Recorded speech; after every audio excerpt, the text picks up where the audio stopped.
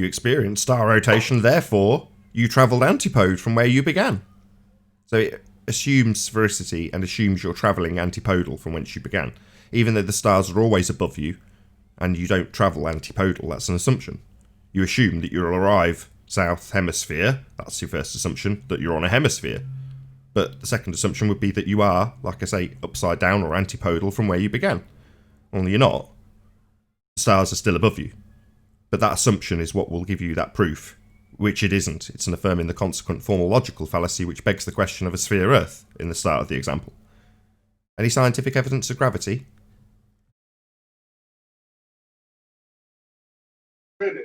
What's gravity?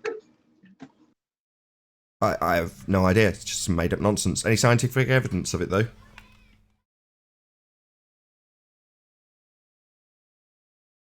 I don't think so. No scientific. I mean, I suppose I do know. They attribute a downward vector force when something's in disequilibrium. That's what they call gravity. Well, they observe a phenomena, they observe something falling, and they give it a name, and then they give a very long-winded, unscientific explanation for it. Yeah, just so story. Any evidence of the distance to the sun?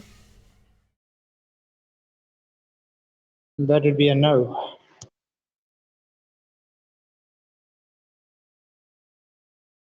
Any signs of any viable hypothesis in the entire history of the fields of astronomy, cosmology, or astrophysics?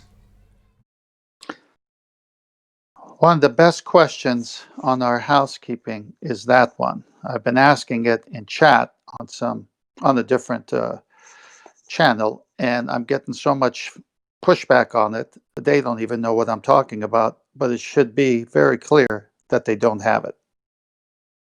But if those are supposed to be scientific, aren't they supposed to have hypotheses then?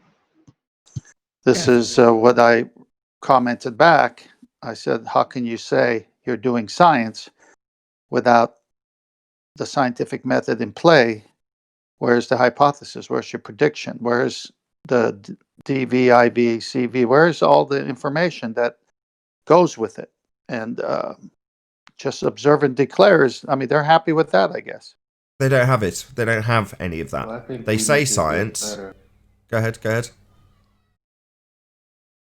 I think we need to get better at keeping the references for where this information is. They just don't believe us when we say that we know what quote unquote science is versus what they.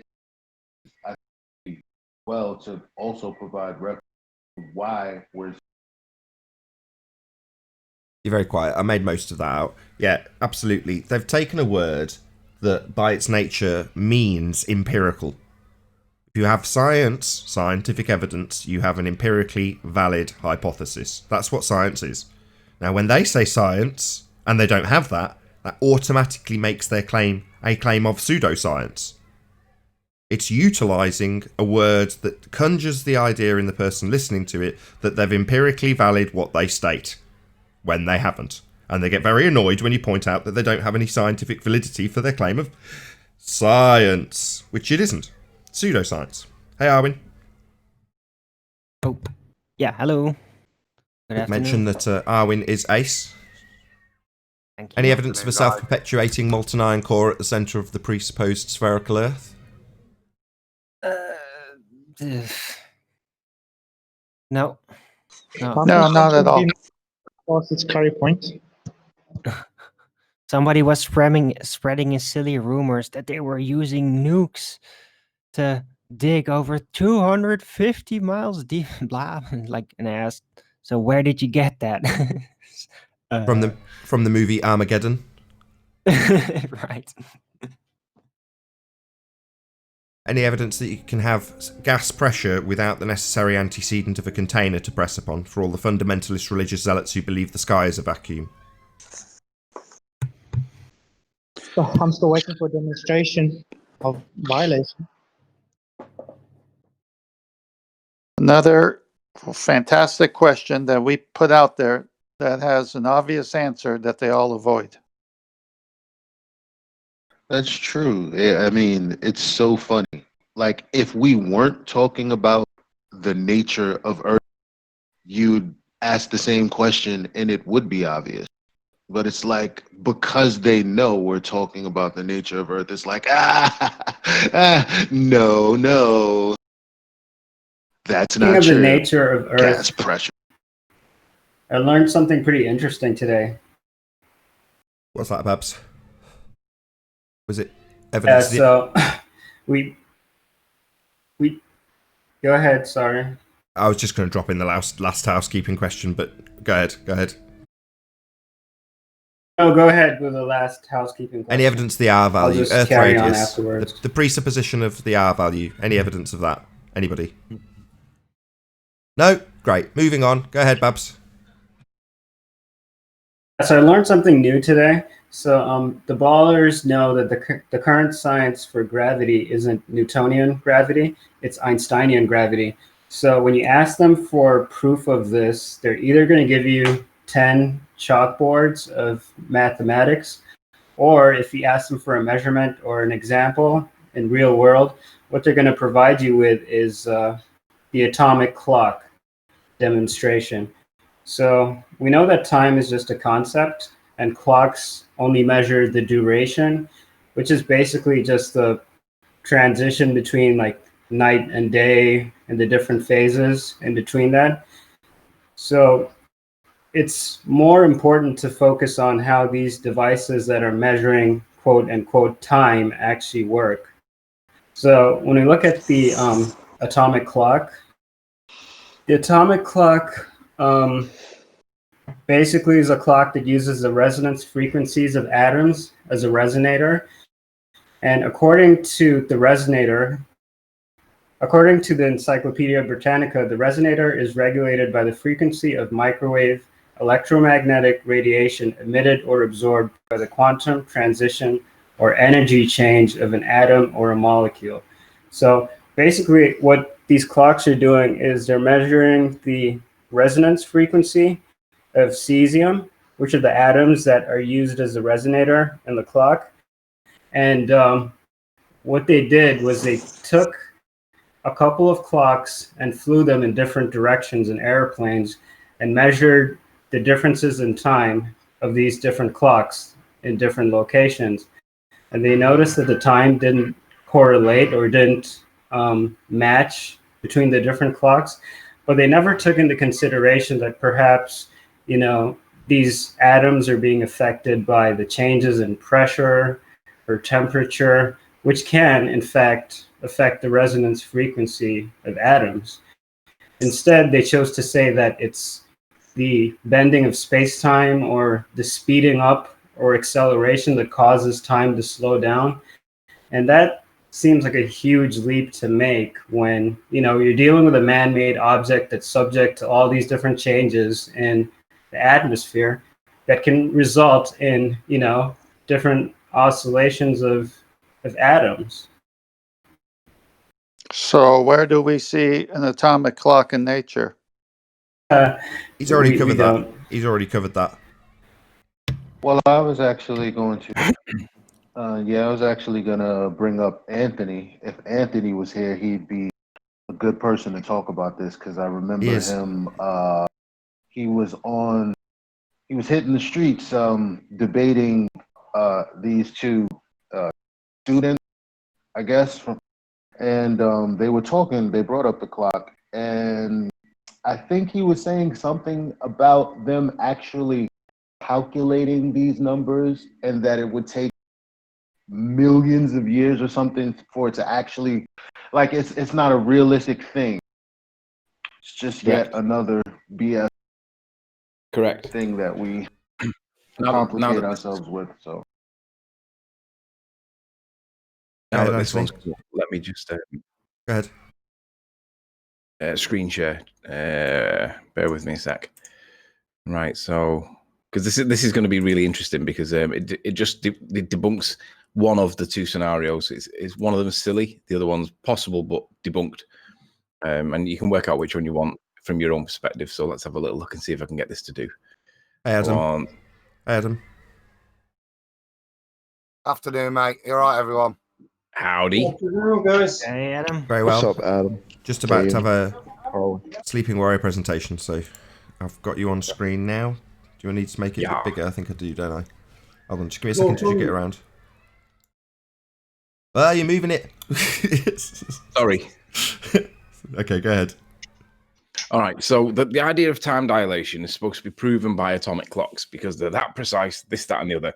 And the reality is, according to the current definition in gravity, for science, for gravity, obviously it's Einstein, right? It's not Newton anymore. It changed in 1915, and it's the currently accepted position for science. Whether it's true or not is irrelevant. It's accepted by scientific consensus, and this is their model.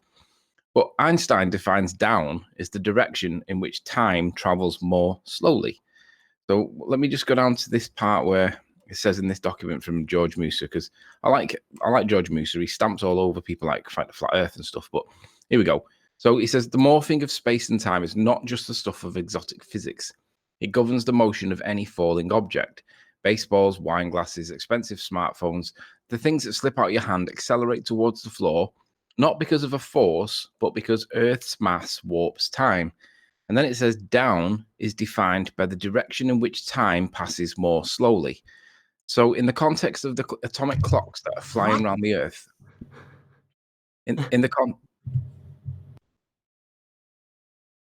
Try and hold off your interruptions right just for now. Just wait till he gets to the end. Sorry, whoever interrupted, but carry on, Sleeping Warrior. So if you think about the claim, atomic clocks are being flown around the Earth and they're going around the Earth on Concorde or whatever planes they were. One of them went one way, the other one went the other way, and it showed a microscopic difference in time, and they put that down to time dilation, right? The trouble is Einstein says that time down is the direction in which time travels more slowly. So if one plane's going east, for example, and the other one's going west, for example, that means east or west, one of them is down. But generally speaking, most people consider down to be towards the center of the Earth. So which direction is down again? Is it the direction in which time passes more slowly? Does that debunk the claim of the atomic clocks? Because if it does, that means Einstein's wrong. Or if it doesn't, that means Einstein's right and the atomic clocks don't prove anything. So you can interpret it however you want, but this is just directly contradicting the idea that time dilation is a thing, because the only way they could prove time dilation is not laterally flying around the Earth. It would have to be up and down. It's crazy. Yep. It's Just got a couple of questions for complete Babs. derailing of the meaning of words. You still there, Babs? Yeah, I'm still here. So did you say the effect was the time changing? That's the effect, right? I'm not physically changing in real world, but the time shown by the clocks is what's changing.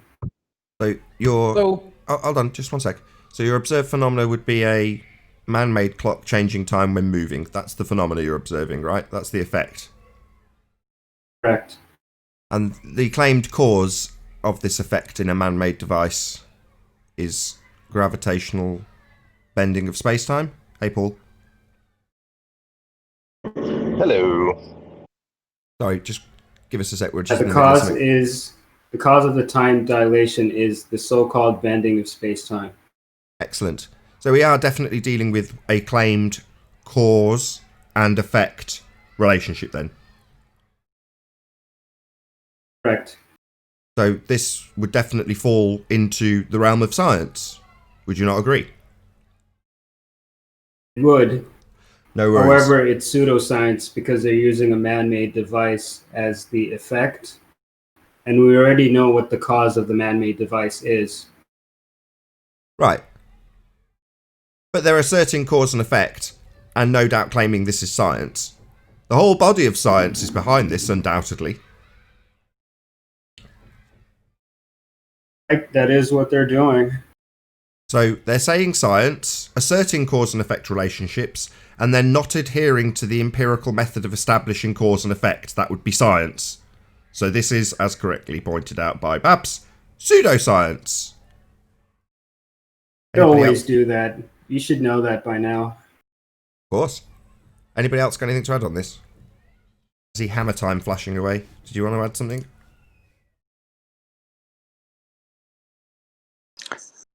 I'd like to ask a question concerning this. So, Babs, you said in that article or whatever you were researching that it was a microscopic change, but it actually didn't change real time. Is that right? What I said was that they were measuring the changes that were observed with the different clocks that were placed in different locations, some in the air and some on the ground.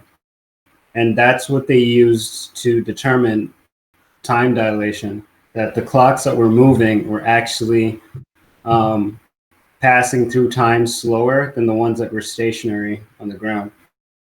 But how do you Yes, know and it wasn't a radioactive decay that was going faster or slower? Sorry, did you say passing through, like traveling? Yeah, You like can't- traveling through time. Shout out to Bible literalist, otherwise known as Paula. You can't travel a concept. Shout out to, is it KP? No, you can't. Can't read that at this distance. Hold on, just get the other screen up. Bear with me a second. So I can shout out that super chatter. KP Masonry, thank you very much indeed for the super chat. But even if it was, Hold You on, can't- hold on. Go ahead, Paul. you can't travel time. You have to travel in space, not time, right? So even if that's true, it's space that you're traveling through. Yeah, again, a shout out to Bible literalists. You cannot travel a concept. You also can't bend one, and then you also can't create a device that's going to manipulate a concept. So whatever's going on in the clocks, that's not happening in the concept of time. Define what dilation Well- means. What does dilation mean?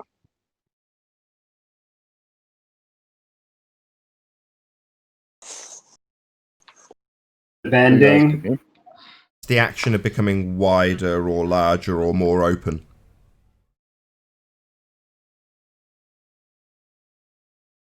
Well, how does that happen with a concept? Right. And you can only do that with an object, right? An object, yeah. So concepts can be done, but objects you can do that way. You could do it with an eyeball.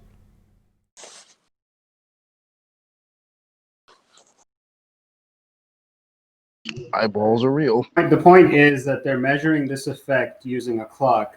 It's not something that's happening in real world. It's only being determined by a man-made object. So how is- do you know it wasn't something else? How do you know that it was a radioactive decay type clock, right? So how do you know that the radioactive decay simply doesn't change itself? Why Who do you cares? have to It conclude could be time? several. It could be several things that are causing that to happen. For one, I don't know whether those clocks are actually hermetically sealed. If they are, then they wouldn't be affected by pressure. But as far as the radioactive decay that you're talking about, it could be several things that are causing these changes to happen. But the ballers just stick to one thing, which is the bending of space-time. That's all it is. And Hold on one If sec. I may give Hold on one sec. That's not the point. The point is this is being claimed to be science. Now, gauging the accuracy of a clock, you could argue that that would be technologically investigated. How good is the clock?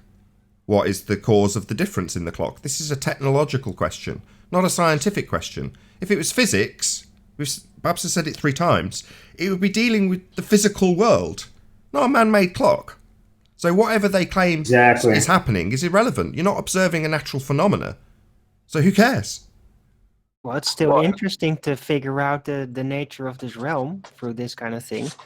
So, what if, for example, you would use a quartz crystal based type clock, and they're specifically attuned to this pulse that is just naturally present in the crystal, and that causes the stable rhythm. So, what if, for example, that stable rhythm would change?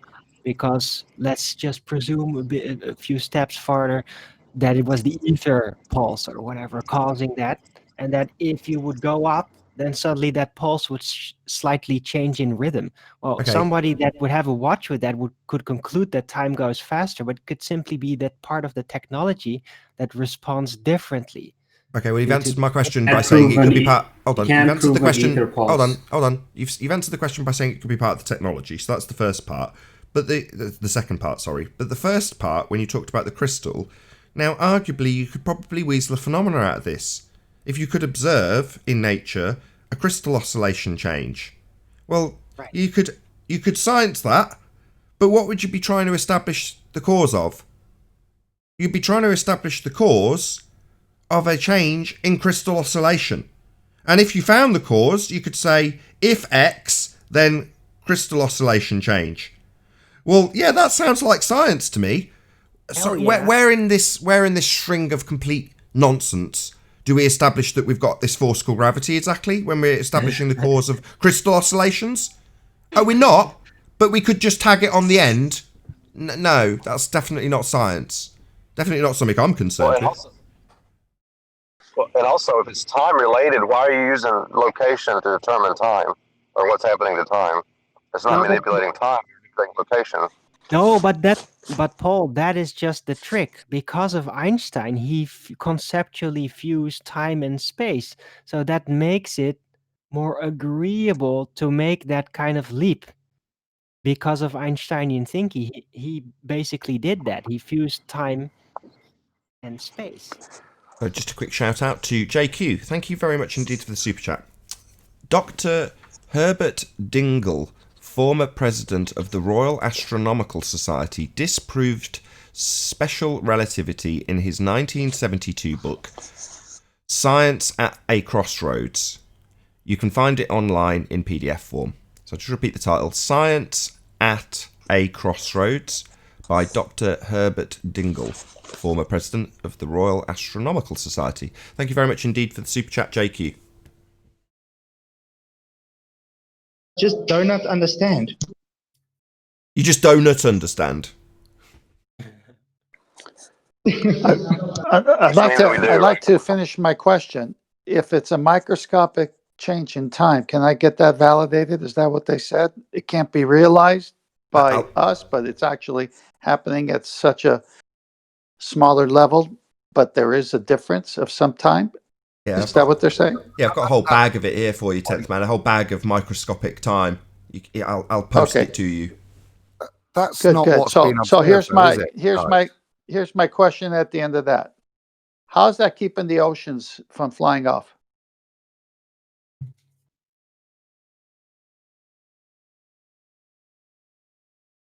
Adam, you were going to say something? It is flying off. It's just happening too slowly. To say that we're not observing time.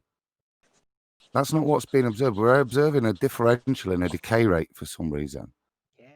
At no point is time being measured or observed. They're trying to equate this differential in decay rate that occurs to a time dilation, but that's not what is being observed. What's being observed is a differential when you do this in a decay rate. Yeah, the only control there is time. Well, no. To try and attribute time to it is what's being attempted, but there's no way of doing that. They put it within a little story that makes it plausible, but that's not what's being observed. It's not being manipulated. It's not being within the confines of the experiment. The only thing, or within the observation, all they're doing is observing a differential in decay rate and then putting a nice story on it. Oh, and they're deducing. Is that true? Is that true if you define time beforehand? What is time, Alan? Answer the question, Alan, Adam. what is time? Answer the question, Adam. No, it doesn't make any difference. Say it again, Alan. Sorry, I wasn't. Would it matter if you define time beforehand? No. Something that's physical. Again, you're not measuring time or observing the time in the observations. The thing you're observing is the decay rate.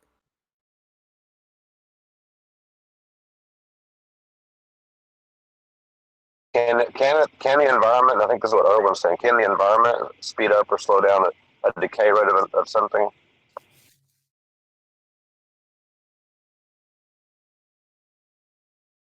You tell me. If you stick an orange out in the sunshine, what'll happen? Will it decay quicker than if you stick it somewhere else, like the fridge? Time is just deduced from very stable rhythmic effects by how matter responds to things. It's just duration. Whoever's snuffing and snorting, can you stop? Rakia Life. Is that a new name for you, Dave Rakia Gafford? Nice new channel, maybe. I don't know. But shout out for the super chat. He says, "We observe how glorious the Creator made Earth, and how man is below the Most High." Rakia Life. Thank you very much indeed for the super chat, Rakia Life.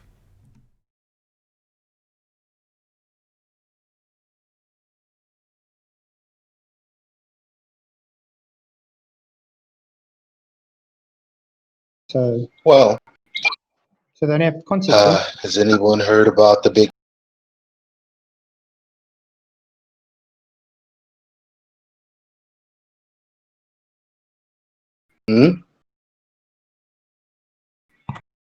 What?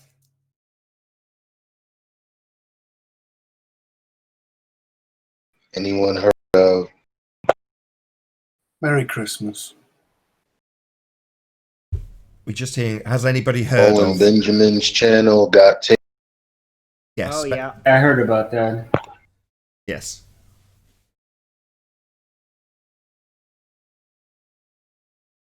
He's still going though on his own website with his buddies, unauthorized.tv. You backed up, Arwen? Yeah, it's a shame. Have you backed everything up? Sorry? Have you backed all your shows up? Not all of them. But seriously, I have no signs whatsoever. Not really a warning, no email, no strike, 0 strikes ever. Yeah, I don't understand at this point, but I guess I'm a too goody two shoes. I don't know. We're on standby because obviously we got demonetized Easter time. And we reapplied after the summer and was firmly told no. So we've backed everything up just to be on the double side because we seem to fit in that category of non-monetization, and as we've had it taken away and then refused. Who knows? Well, I did What did they download do? all my Flat Earth talks, so because they were episodal specifically, and I think I should probably download a couple of early bird shows at least. But to get the whole thing on my computer, I don't even know if that will fit. Do it, Arwen. The purge has begun. Purge. It sounds like it's the owner of a crop field setting their own crops on fire. That's what it sounds like to me. Right. Well, I did a call on yesterday's early bird show, kind of to Trump directly. Like, could you please stop letting these corporatists destroy this great and free speech platform that is kind of like a bit of a pride for America that they still have that. So don't let them destroy Sorry, that it. doesn't apply. It's not a free speech platform. It's privately owned. Yeah, that's what he Correct. says. But But it's hypocritical because if you read it in their own guidelines, it's supposed to be a free speech platform. That doesn't matter. They're not obliged. It doesn't matter what they say. They can change that anytime they like. Is it official that YouTube took his channel down, or? Yeah. So Owen Benjamin was demonetized, and then it was announced a couple of months ago, maybe 3 months ago, that if your channel was not, quote, commercially viable, then it could be removed. Well, upon demonetizing, Anthony incorrectly identified the wiki entries that are under some flat earth videos as the tramp stamp, but in reality the demonetization would have been that tramp stamp. So Adam's saying he has suffered the same exact fate. He is demonetized, that he is a quote unquote not commercially viable channel for whatever reason. I don't know what the reason for that is, and Adam's never disclosed that to me. Maybe he doesn't know himself. I don't know. Well, we were kind of figuring this out. The refusal wasn't the same as the first reason to demonetize. I put a couple of one with a couple of different types of music on, just the end of the conference last year. And that seemed to be the validation that I'd done the same video twice in different ways. Could be the only list of reasons they gave us was repetition of content. So obviously, and considering we've got like nearly 400 videos and I've probably done one slightly different 2 or 3, like 3 times, and just kind of messing about editing, you know, just learning what I'm doing with editing and stuff. So just not really doing anything purposefully. That seems to be the reason. But when we applied, we've just been told we're not considered for, you know, suitable. That can't be true, though, Adam. Nathan's been asking the same 8 questions for 1,000 shows. Each No, and every Alan, did you not doesn't work listen? like that. Each and every one is unique.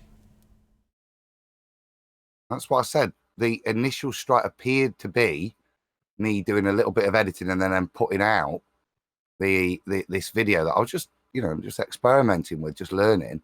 That seems to be the reason for repetition of content, Alan. Now, when we've then come back to reapply, that same reason hasn't been validated. It's just we're not chosen as suitable for monetization. Owen Benjamin's a different case, though, didn't he? Some of the things he said were...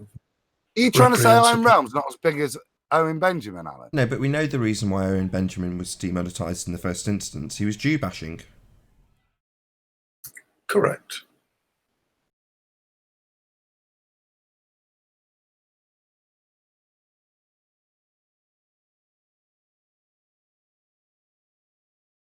I mean, the only thing I'd say to anybody watching that's got the slightest bit of paranoia in this regard is know the terms of service. Read them. When there's a change of terms of service, recognise that something needs to be done. You need to address it, potentially. So, for example, the most recent change in law in that regard has been the copper thing. Now, me personally as a channel, only of recent times, I am actually affected by that. Most Flat Earth channels aren't. It makes no difference. But because I've gone out and I enjoy making videos, I've gone out and streamed stuff I've done with the family. Kids stuff. Well, directly appealing to children. Excuse me. Intentionally directly appealing to children in some instances. Well, YouTube have turned around and said, if you're making videos that directly appeal to children, you've got to mark them as such. Excuse me. Now, I've decided, no, I just won't make any of those type of videos anymore. They were really only done for people who I know have families that are subscribed to the channel that might be interested in a videographer that they like. That's me and what I do.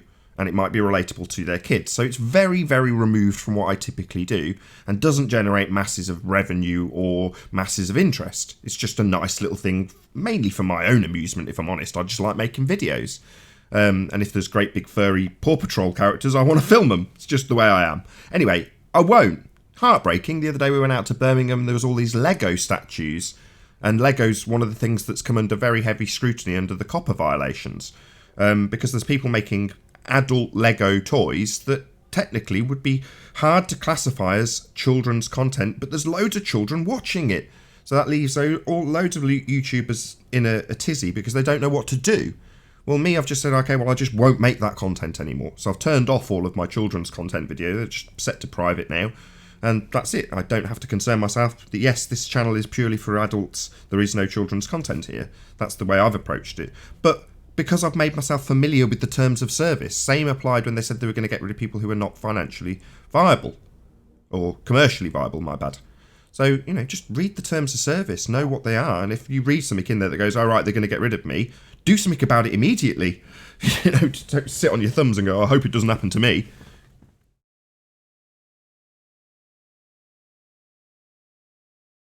Well, if they give me some kind of signal that I should change something, I will definitely try to do my best to see if I can. I'm not going to censor myself in a big way, but I already try to tone down the cursing. I try to set a good example in general with behavior and all that. And yeah, I hope I'll just try to keep that up. And if I'm doing something wrong, I hope they'll tell me. Yeah, they do. That's what I've just said, in the terms of service.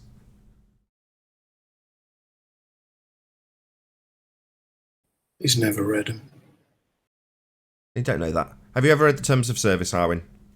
Well, I did, but yeah, the thing seems to keep changing a lot. Yeah, So I heard. it does. That's right. And as a conscientious YouTuber, you should be on that like flies on dog excrement.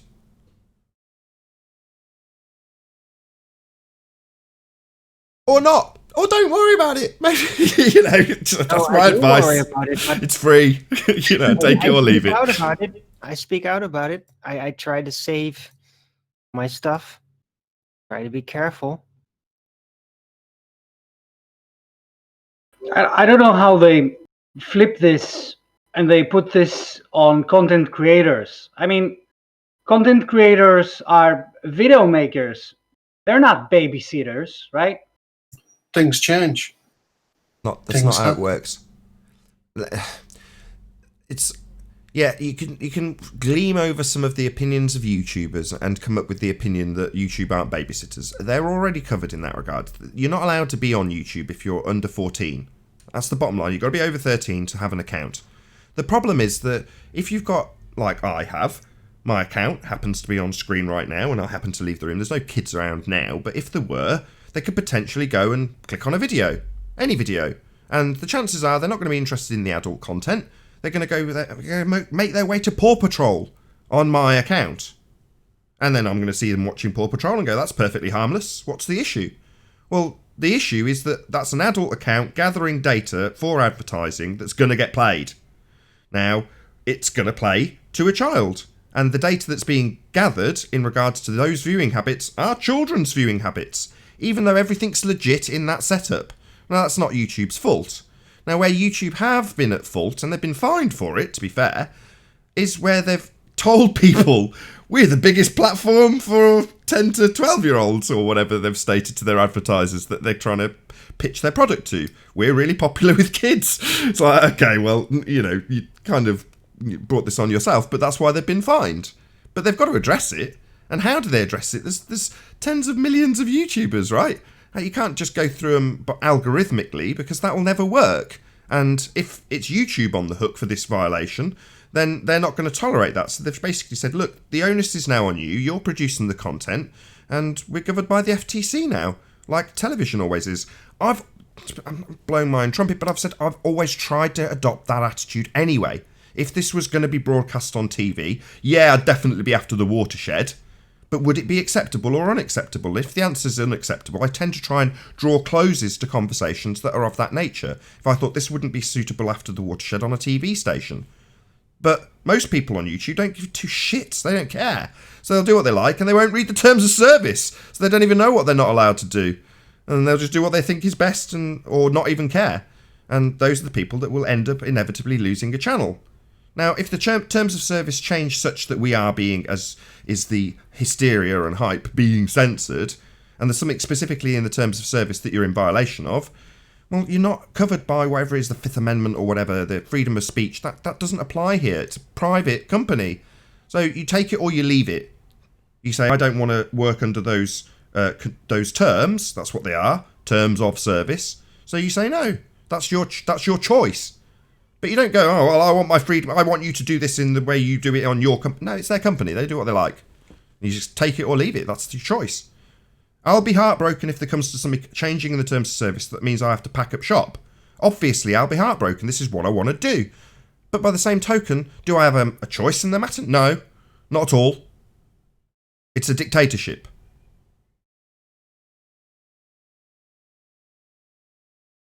Are there any alternative platforms other than YouTube that offer some online space that you can perhaps expand into?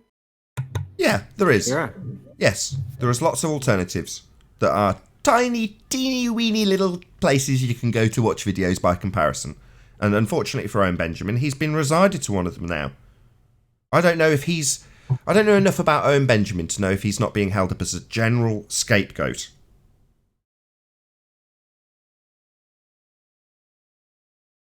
An example, if you will. Not really, Nathan. He got deplatformed from Twitter as well. Well, yeah. For things he's done wrong, and he's a public figure that's being publicly removed. Well, that's an example being held up. Now, I'm saying perhaps that's an intentional example being held up.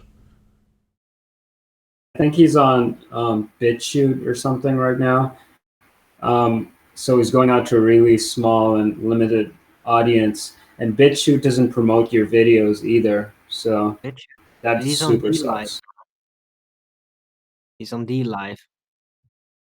Yeah, there's DTube, BitChute. Oh, he's there's all on sorts. D-Live. I mean, maybe these will be the next YouTube. Who knows? Here, let me put the link to his D Live account in chat. Did I do a second shout out to KP Masonry? If I didn't, shout out to KP Masonry for the super chat. Thank you very much for your support.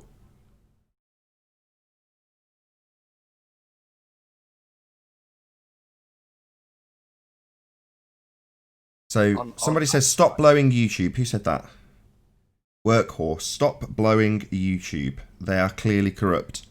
Well, they have offered me this platform. I'm actually very grateful to them. If it seems like I'm kissing ass with YouTube, well, yeah, I am, because I think they're ace.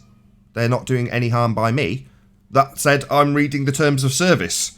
So, yeah, I'm happy with YouTube. I'm not in any way feeling hard done by them. That might very well change if something changes in the terms of service that screws me, of course. But as far as I'm concerned, I've got no complaints with YouTube. You know, if anything, they've got complaints with their videographers when they've just been fined, but they've brought that upon themselves in terms of how they've advertised to children. That's also very public and quite humiliating for a very large public company. You know, so this isn't something they want to be in a position of embarrassment. No company wants that. So, am I defending YouTube? Yeah. Why wouldn't I? You're here now, giving me money. Thank you to Rakia Life, JQ, KP Masonry, as a direct result of this platform that I'm very graciously utilising. Oh, thank you very much, YouTube. Really appreciate it. Why wouldn't I kiss ass in that regard? You made a very concise analysis of how YouTube targets specific demographics with their advertising. Do you think that perhaps the reason why they brought up the whole topic of borderline content and how they're not going to promote that anymore, is that related to advertisers not wanting their adverts on like 9/11 videos? Yeah, it's directly is linked. it related in that same way? Yeah. So the majority of my videos, albeit after appeal, are monetized. I get proper advertising on my videos. Now, you can have what's called limited advertising if you have some content that's deemed not mainstream advertiser friendly. And then you get very low level cheap advertising. It makes maybe 1/10 of the money. Well, that's because you're of that description, borderline content. But people making and producing borderline content still gets advertising on it. So, no. The purge part was the people completely demonetized. That's not commercially viable, as opposed to borderline content that's not suitable for mainstream advertising. Renault doesn't want their videos on, you know, I don't know what Spider-Man and Elsa is, but I hear a lot talked about it when this subject comes up. Apparently something not good that sounds like it's for kids. But those sorts of videos would be considered, I assume, borderline content. They're still on the platform. It's not the reason they've been fined. Right, so it isn't really YouTube that doesn't want people to learn about all these different quote-unquote conspiracy theories. It's more so that they're losing revenue from advertisers by allowing that content to be promoted on their platform. Yeah, like I say, stuff that's of that ilk can be deemed not suitable for mainstream advertising. It still would have adverts, albeit in a limited manner, put on it. But obviously that's going to be less favourable to YouTube. So they've sorted that out. And that was to retain the advertisers. So the advertisers just ran away and went, we don't want this anymore. This isn't how we want to present our product. And YouTube had to do something about it to segregate out the categories of varying advertising qualities that they could put their customers' material on. And they've done that. That's all well in the past now. It's all well and truly sorted. The ad apocalypse So it's really the But advertisers that are but behind don't worry, all of Babs, this. because if you happen to be one of those people that work at YouTube and start falling for the conspiracy theories that you are, actually censoring, well, they have help and support for you. This was claimed by the lady, the CEO of YouTube, the other day when asked by one of the 60 Minutes reporter, right? With these people that are reviewing these videos, I hear that it's a thing that they start falling for the conspiracies that they're watching. And she Well, says, we yeah, do we the have same help and thing. support for them. Well, we do the same thing here, Chocolate. We offer emotional support for all of the ex-Globe believers, even the ones that still claim to be Globers. We know that they're just pretending. Like once you learn about this, it changes your life completely. And you can't unsee it. You can't stop paying attention to, the current contemporary discussions that are taking place in regards to this topic. So we really are offering a lot of support for those people that, are dealing with losing their foundation of reality, pretty much. Do you remember that Simpsons episode with the cat burglar? And Lisa's asleep, snoring down her saxophone, and he removes the saxophone and replaces it with a book titled Coping with Loss? No? I don't think I've seen that one. Yeah, we're here to help you. That's the point. But when we say share your pain, we mean it. It's cognitively painful to hold a position of belief that defies natural law and is riddled with contradiction and utilises logical fallacy. And that's going to be painful if you actually believe that stuff. It's funny. I was just sitting there thinking about this. So this channel may not be at some point viable for advertising. I guess they don't want our money. That's what they're really saying. Because you got to have money to have internet service, to have a TV, to have anything. So they're deeming that our money is not what they really want, ultimately. That's kind of what they're saying. They don't want our money. Why are you saying our? When, number one, I'm a completely commercially viable channel. Number two, I've got a super chat. Number three, I've got mainstream advertising on all of my videos. So our, well, if you're talking about us here and now, this is not applicable to us. This is, and saying, I was going to say it while you were saying it, Chocolate, but the same applies.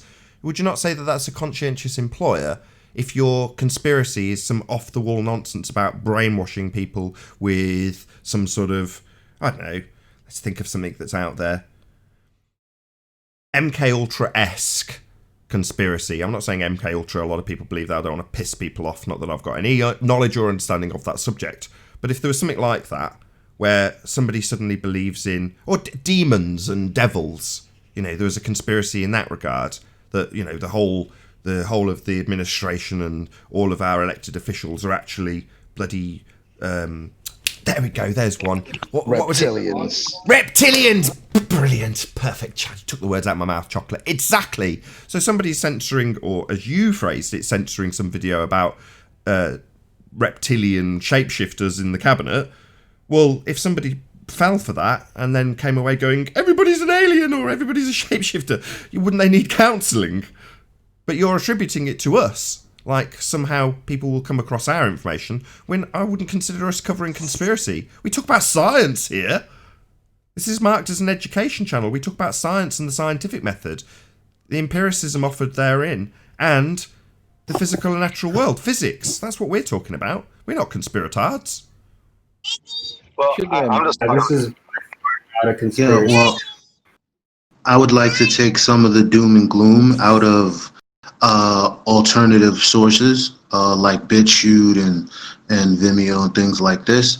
There is a YouTuber that goes by the name of Styx Hexenhammer 666, and he's been talking about this for some years now. Like before Patreon was even blew up, he was saying YouTube, I don't know why people depend on monetization when if you don't want to agree to the terms of service, there are other alternatives. He was saying that then. He was saying that's why I will always be able to make money regardless of the content that I'm pushing, because I can agree to YouTube's terms of service while promoting the other services that I'm on. And he's been doing that. And even he's moved from Patreon to something else now. And I think he said that he has like 100,000 subscribers or something. He has the largest amount of subscribers on BitChute right now. And it's like, that's got to count for something. He says he reaches, his audience. He still sells books and all of his other things. So all you have to do is be intellectually elastic. Like, you just have to think harder about how you're going to make your money out here. Like, it's not just one way. You don't have to agree to the terms of service if that's how you feel. And you don't have to feel all doom and gloom. You're just going to have to work for your audience. And if your content is good, then that's what it is. People will come to it. So shout out to Retro Bill, who says, we need to mute the voices of those who would censor us. Yeah, I agree. But regardless, there is no necessity to do so here. So I appreciate what you're saying. I mean, your example's just excellent. And I was going to do a similar thing with Rob Ager and say, well, just to take it away from the conspiracy part of the terms of service in YouTube, if you look at something like nudity would not be allowed, and that would flag censorship or flag the censors. So someone like Rob Ager, who I've spoken about quite a few times in the last week or two, he's got a paywall website with content you can download, and he's within his rights to have the hag from The Shining getting out of the bath fully nude with all of her skin hanging off her, and it won't flag any censors. And there's probably a disclaimer at the beginning that explains that some of the content might be, for adults only. Who knows? I don't know. Who cares? The point is, he's not violating terms of service by doing it in that way.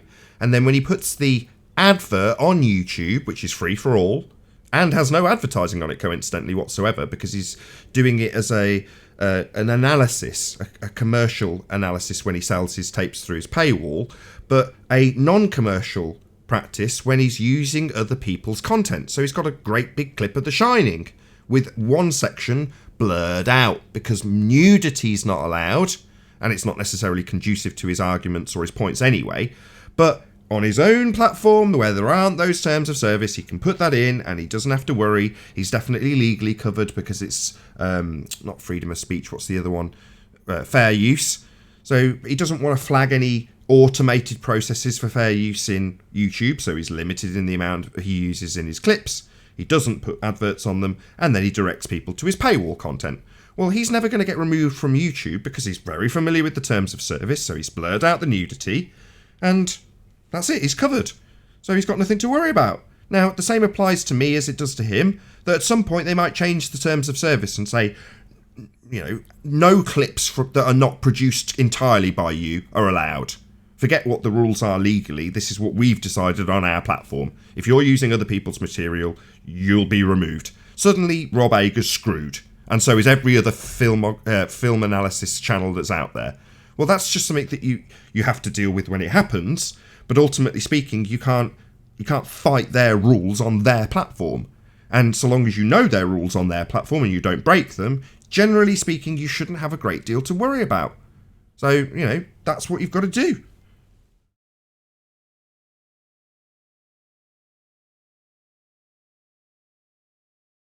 Yeah, it's sour grapes. It seems a little crazy, but it's not. It's not like it has to be something that totally destroys any movement. The movement is us. The movement is the people. All we have to do is not be lazy and go where the content is going. Okay, sour grapes. YouTube sucks now. Okay, so do something about it. Are you gonna cry until it's too late, until now we're on something else and then everybody forgets the lesson, and then here we are on some other platform learning the same lesson, going through the same thing 10 years from now? No, they're going to keep evolving to try to suppress us, and we have to keep evolving not to allow that to happen. That's just the nature of how things work, and it's how it's going to work. We have to stop crying and we have to be proactive, like some of us are being. And thank you, Nathan, for this beautiful show and this beautiful channel. You're a very good example of how to get around the BS, because this is a very raunchy show, yet here it is, fully monetized. So, you know, just got to get with it. Don't thank me. Like Thank this YouTube. activism. I have the courteous use of this platform. So while you're saying, oh, we're being censored or giving that impression, I don't feel like I am. You know, I genuinely don't feel like this is a censored place to be, but that's just my opinion right here, right now. So with that, I'm going to say a huge, massive, enormous thank you to all of you who tuned in live on the Nathan Oakley 1980 channel. If you're watching this on the Nathan Oakley channel, then stay tuned as there will be an after show to follow. A massive thank you to all of you who smashed the super chat, liked, commented, shared, subscribed, and all that good stuff. Of course, a massive thank you to all of today's Discord and G Plus panel for making this live show possible. I've been Nathan Oakley. Stay tuned if you're watching on the premiering stream, and I'll see you all in the next video. Oh, what a day! What a lovely day!